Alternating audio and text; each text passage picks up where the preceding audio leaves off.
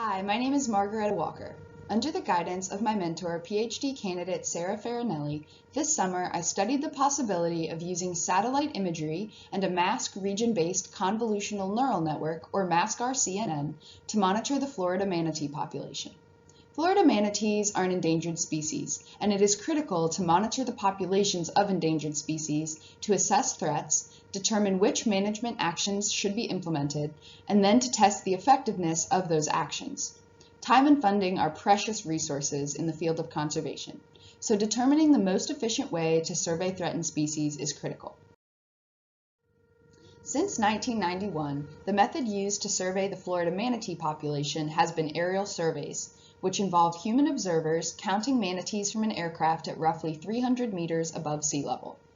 Aerial surveys are costly and time-consuming, however, and up until 2014, Florida's manatee surveys did not account for missed manatees. Individuals can be missed due to some manatees migrating out of Florida in warmer months, the large habitat area to cover in Florida, and manatees often being too far below the water surface to be seen from aircraft. This can result in gross underestimations of the manatee population, making it difficult to accurately assess threats and determine effective management actions. In recent years, satellite imagery has emerged as a faster, cheaper population survey method that is easier in remote areas. However, it has not yet been used to survey the Florida manatee. We propose the use of satellite imagery with automated manatee detection by a MASC-CNN as an alternative to aerial surveys for monitoring the Florida manatee population.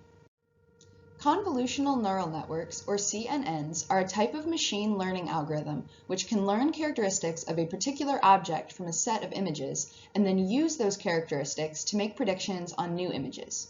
Automated detection of animals from satellite imagery by a CNN is cheaper and faster than manual detection by humans. It is also more efficient for long-term monitoring and in hard-to-access locations. Additionally, once the CNN is taught to identify a species in one location, this knowledge can be transferred to other locations. We use a type of CNN called a MASC-CNN, which has been shown to work well with overlapping and close together objects, such as aggregations of manatees, as well as with objects that are similar in color or texture to the background, as manatees are to water. MASC-CNN divides each image into regions, and within each region creates a bounding box around the object, and then a mask within that box which covers the object. Aerial surveys are conducted in Florida during January and February when manatees gather at warm water springs. Using the satellite imagery available in Google Earth Pro, I searched along the same transect lines as the 2018 and 2019 aerial surveys at roughly 150 meters above sea level, locating manatees and drawing polygons around them. From these polygons, I generated 40 images of manatees from a distance above sea level, close enough the shape of the manatees' bodies could be distinguished, but not so close that the images became distorted.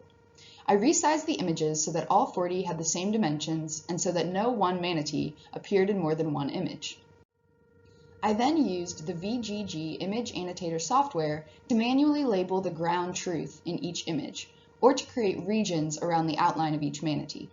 We divided the labeled images into a set of 34 images to train the model and a set of 6 images to test the model. Another researcher on the project wrote the code to build the model using the TensorFlow Object Detection Application Programming Interface and pre-trained weights, or predicted probabilities that an object occurs in a given region, from the Microsoft Common Objects in Context dataset. After being trained, the model was tested using the validation image set. The third image here is an example of the resulting prediction. As you can see, the model correctly detected one of the 2 manatees.